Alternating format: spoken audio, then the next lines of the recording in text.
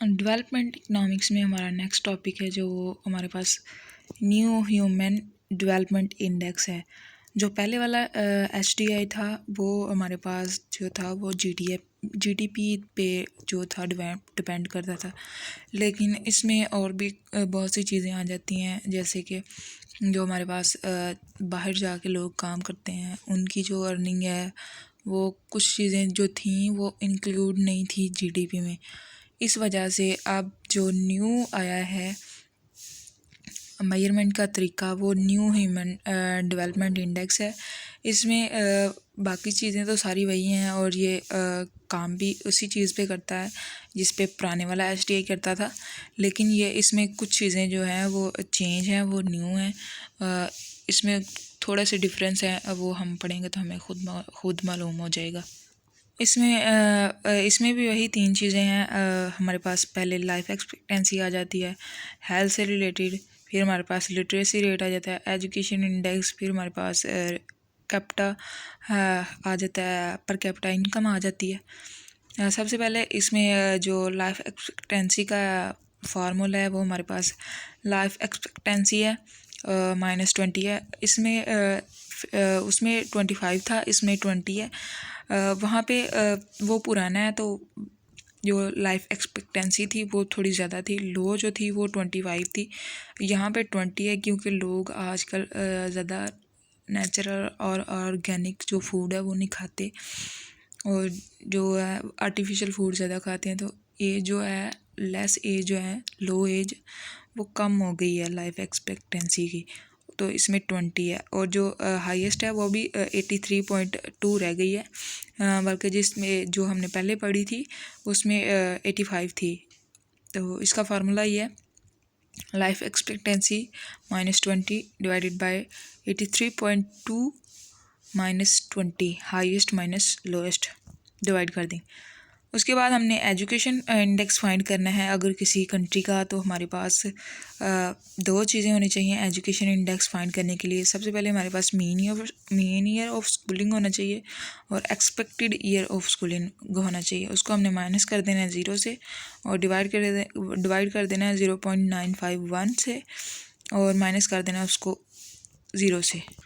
अब हमारे पास जो मीन ईयर ऑफ स्कूल का जो फार्मूला है उसमें मीन ईयर्स स्कूल बेसिकली ये है क्या, ये है कि हम जो किसी भी कंट्री का वो लोग स्कूलिंग कितने ईयर्स के लिए करते हैं, जो एक्चुअल में करते हैं, ये एक्चुअल स्कूलिंग के ईयर्स हैं। एक्चुअल में 13 से 14 साल करते हैं लोग, ज़्यादातर जो एवरेज लोग हैं, ज़्यादातर लोग जो एवरेज अगर निकाली जाए तो ज़्यादातर लोग जो हैं 13 से 14 साल करते हैं।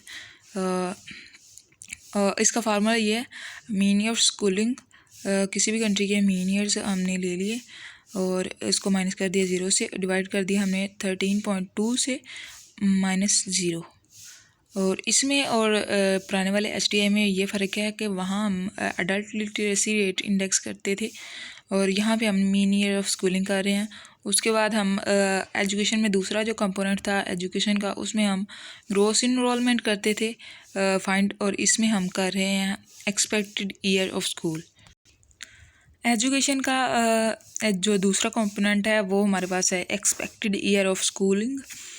तो ये हमारे पास एक्सपेक्टेड ईयर्स ऑफ स्कूल मतलब के लोग जो एक्सपेक्ट किया जाता है, एक्सपेक्टेशन हमेशा ज़्यादा होती हैं एज़ कम्पेयर टू रियलिटी में चीज़ें कम होती हैं और हमारे पास जो रिज़ल्ट आते हैं वो कम होते हैं, एक्सपेक्ट ज़्यादा किया जाता है। तो एक्सपेक्टेशन हमेशा ज़्यादा होती हैं रियलिटी से।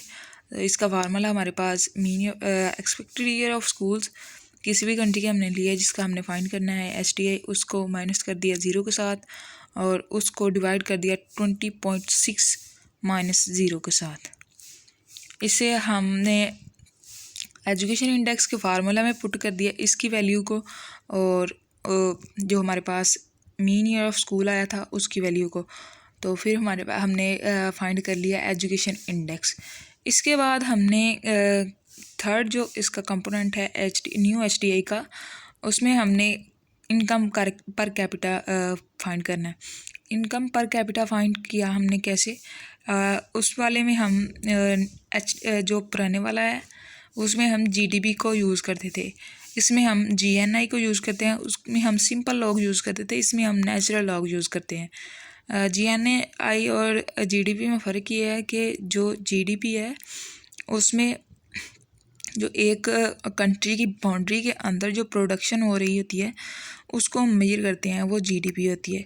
लेकिन ये GNI जो होती है ये हमारे पास उन लोगों की अर्निंग भी आ जाती है, इसमें वो ऐड अप हो जाती है। जो हमारे लोग जो मिसाल के तौर पर पाकिस्तान है, तो पाकिस्तान के लोग कुछ लोग जो बाहर के मुल्कों में जाके काम कर रहे हैं उनकी अर्निंग जो है वो भी इंक्लूड की जाएगी GNI में, और जो बाहर के लोग यहाँ पे आके काम कर रहे हैं उनकी जो अर्निंग है वो एक्सक्लूड कर दी जाएगी। तो ये हमारे पास GNI आ जाएगी, ग्रॉस नेशनल प्रोडक्ट इनकम जो आ जाएगी, ग्रॉस नेशनल इनकम। इसको हमने माइनस कर दिया नेचुरल लॉग 163 से।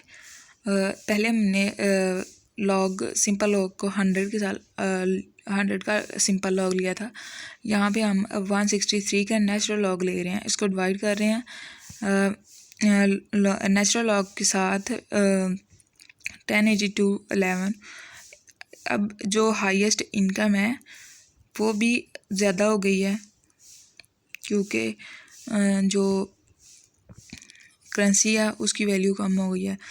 सो हाईएस्ट जो इनकम कंट्रीज़ हैं उनकी जो इनकम पर कैपिटा है वो इसके इक्वल है, इसलिए न्यू HDI में ये इनकम इंक्लूड की जाती है। इसको माइनस कर देना है नेचुरल लॉग 163 के साथ, तो हमारे पास इनकम पर कैपिटा आ जाएगा। इनकम पर कैपिटा आ गया, हमारे पास एजुकेशन इंडेक्स भी आ गया, और फिर हमारे पास लाइफ एक्सपेक्टेंसी भी आ गई। जब ये तीनों आ गए हमने न्यू HDI के फार्मूले में पुट कर दिया। न्यू HDI का फार्मूला और न्यू HDI और ओल्ड HDI में फ़र्क ये है कि ओल्ड HDI में हम 1/3 के साथ उसको मल्टीप्लाई कर देते थे, तीनों जो हमारे पास कंपोनेंट आए हुए होते हैं, और इसमें न्यू HDI में हम ये करते हैं कि क्यूब रूट हम लेते हैं इन तीनों का, जो हमारे पास लाइफ एक्सपेक्टेंसी है, एजुकेशन इंडेक्स है और इनकम पर कैपिटा है, इन तीनों का हम क्यूब रूट लेते हैं तो हमारे पास न्यू HDI आ जाती है। Thank you.